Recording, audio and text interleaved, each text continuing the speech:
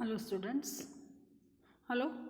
हमने कल तक देखा था स्वमत अभिव्यक्ति देखी थी। पाठ चल रहा था हमारा तीसरा लकड़हारा और वन। तो इस जो नाटिका है इस नाटिका के हम प्रश्नोत्तर देख रहे थे। इसमें का मैंने आपको प्रश्न समझाया था कृति नंबर 4 का दूसरों की मदद करने से आनंद की अनुभूति होती है। इस विषय पर अपने विचार लिखिए। ये कल मैंने आपको समझा कर दिया था। ठीक है। अब आपको समझना है किसने किससे कहा। ये वाक्य आपको लिखना है। 4 प्रश्न दूंगी उसमें से आपको लिखना है किसने किसको कहा। लो भाई इस बार तो यह लोहा ही हाथ लगाए। किसने कहा? एक ग्रामीण ने लकड़हारे से कहा। बराबर है। एक जो ग्रामीण था लकड़ी काटने गया था, जो लकड़हारा था लकड़ियाँ काटने गया था, जो ग्रामीण था भगवान का रूप लेकर आया था, उसने कहा लकड़हारे को। ठीक है। एक बात मेरी समझ में नहीं आई। एक बात मेरी समझ में नहीं आई। किसने कहा ये? उसी ग्रामीण ने लकड़हारे से कहा। क्यों? कि उसको जब उसने सोने की कुराड़ी दी, चांदी की कुराड़ी दी, तब उसने माना नहीं कि मेरी नहीं है करके कहा।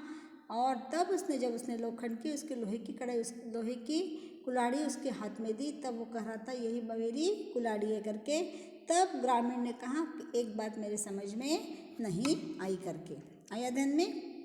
मतलब वो ईमानदार था और दूसरों की चीज़ लेना नहीं चाहता था, इसलिए उसने ऐसा कहा था। तुम्हारा यह उपकार मैं जीवन भर नहीं भूलूंगा।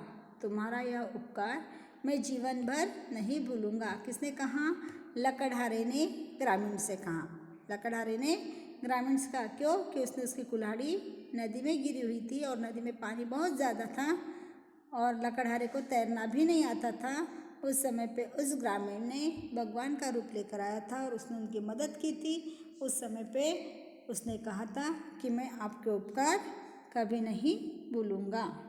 ठीक है। मैं तुम्हारी ईमानदारी से बहुत प्रसन्न हूँ। किसने कहा? यह ग्रामीण ने लकड़हारे से कहा। यह बात एक ग्रामीण ने लकड़हारे से कहा। ठीक है। ग्रामीण बोल तो भगवान, हाँ, भगवान भी लिख सकते आप। आया ध्यान में? इस प्रकार से ये 4 प्रश्न किसने किससे कहा जो हुआ। अब उसके बाद में आपको प्रश्न दिया है वचन बदल कर लिखना है। वचन बदल कर लिखो।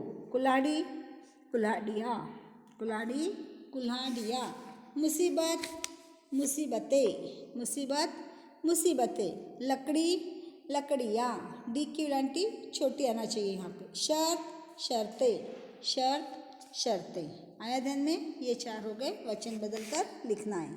ठीक है। उसके बाद का प्रश्न आपको दिया है समानार्थी शब्द लिखिए। समान अर्थ वाले शब्द लिखने हैं आपको। सोना, सोने को और क्या कहते हैं? स्वर्ण, कनक, हेम, कंचन, ये सारी बातें सोने की होती है। लिख सकते हैं आप कोई भी शब्द। कष्ट, कष्ट यानी तकलीफ, कष्ट यानी तकलीफ देना, त्रास देना, ये हो गया कष्ट।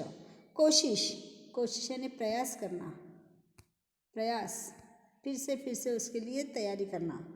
मेहनत, मेहनत यानी परिश्रम, मेहनत का मतलब होता है परिश्रम, बहुत ज़्यादा कठिन श्रम करना, उसको कहते हैं परिश्रम। आया समझ में?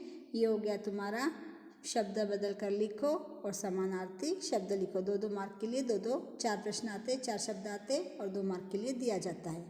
आया समझ में?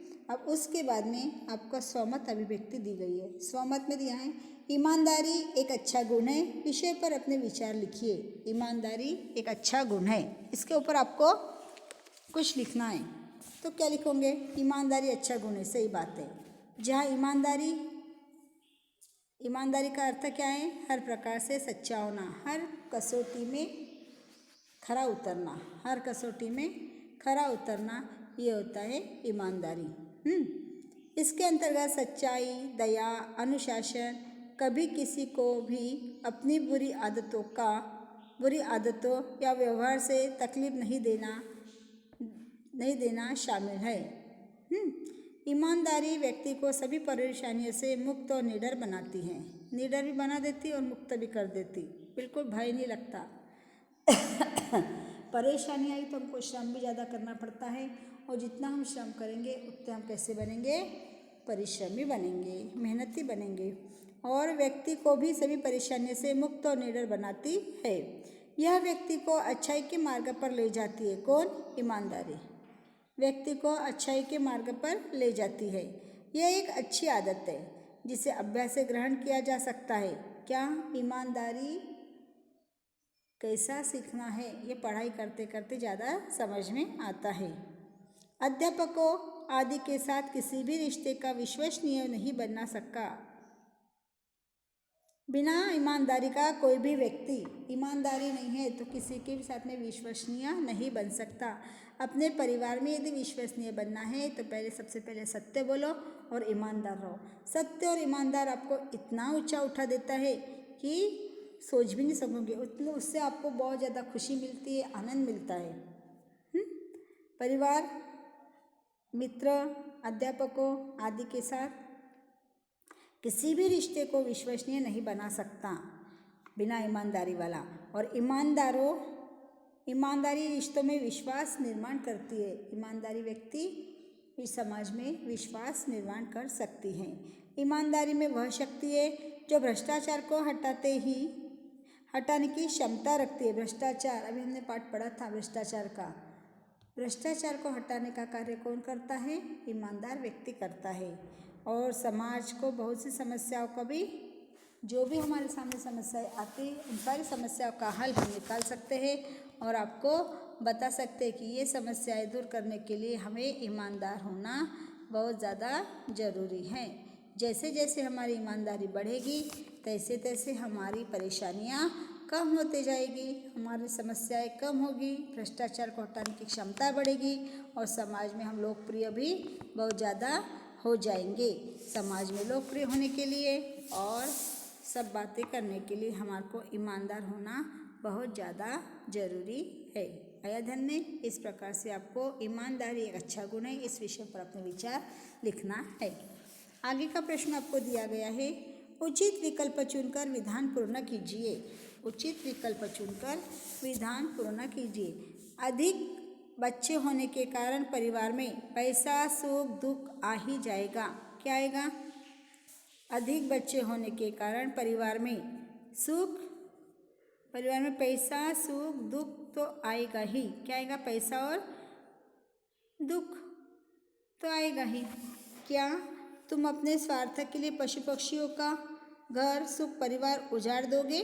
क्या तुम अपने स्वार्थ के लिए पशुओं का घर, परिवार उजाड़ दोगे? क्या आएगा वहाँ पे? घर उजाड़ दोगे? नहीं। निम्नलिखित विधान सही करके लिखना है। कम से कम अपने हाथों अपने सिर पर कुल्हाड़ी तो मत मारो।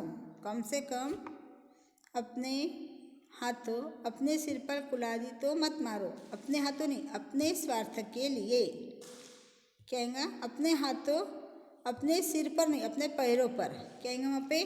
कम से कम अपने हाथों अपने पैर पर कुल्हाड़ी तो मत मारो। सिर निकाल कर वहाँ पे क्या करना पड़ेगा? पैर लिखना पड़ेगा। यदि तुम काटते रहो तो ये बेचारे मनुष्य कहाँ जाएंगे?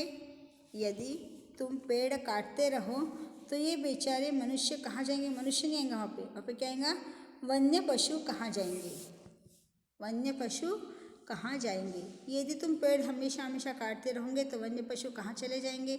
उनका तो रहने की जगह है, उनकी खाने की चीज़ें हैं, सारी चीज़ हम समाप्त कर रहे हैं तो हम उनको कहाँ भेजेंगे? हम बेचारे कहाँ जाएंगे वो? इस प्रकार वाक्य आपको लिखना है। ठीक है। उसके बाद में निम्नलिखित शब्दों के विलोम शब्द लिखिए। उपकार, अपकार। उपकार, अपकार। शुद्ध, अशुद्ध। समस्या, समाधान। स्वार्थ, परमार्थ। स्वार्थ, परमार्थ। ठीक है। परिच्छेद में प्रयुक्त 2 शब्द युग्म लिखिए। 4-4 रोजी रोटी। क्या है वह? 4-4 और रोजी रोटी। समझ में आया? अब आपको एक सोमत है, वो आपको होमवर्क करके लाना है। प्रकृति हमारी गुरु, इस विषय पर अपने विचार लिखिए। ये आपका होमवर्क है। प्रकृति हमारी गुरु, इस विषय पर अपने विचार लिखना है। आया ध्यान में? इतना आपको आज समझाया और आपके नोटबुक में आपने लिखना है और अच्छे से लिखकर बताना है मुझे। ओके, करना इतना वर्क। ठीक है। और जो मैंने क्वेश्चन दिया वो क्वेश्चन भी आपको लिख लेना है, अच्छे ढंग से लिखना। ठीक है। ओके।